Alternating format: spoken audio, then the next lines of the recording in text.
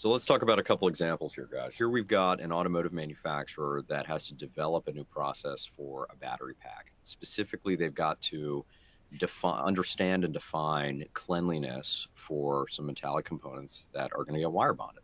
By using the BConnect platform, the team was able to basically coordinate this effort across essentially two countries, right? Mexico and Michigan. So using this, right, using BConnect, we were able to very quickly set up the test to understand, hey, what's this nickel look like coming in the door? If I do a plasma or a solvent wipe, what's the difference there, right?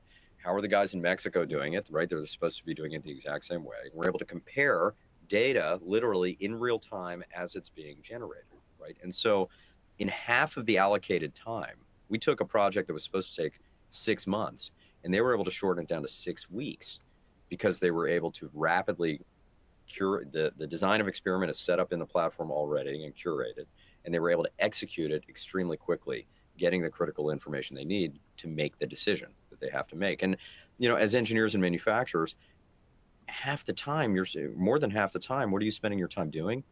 Trying to figure out if you're going to make the right decision or not. It's a key thing, right?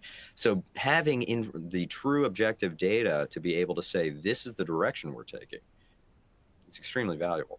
I mean, we're going from 6 months to 6 weeks here. Surfaces are more important to modern manufacturing than ever, right? We've got shifting supply chains, which means we've got new people in the mix when we're making things.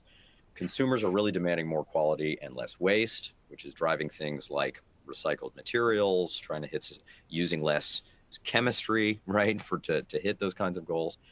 And if we start using methodologies like BConnect and water contact angle, manufacturing leaders have an opportunity to leverage these new data tools, and we can build competitive advantage, we can build organizational competency, and we can, at the end of the day, we can build better product for less cost and less risk.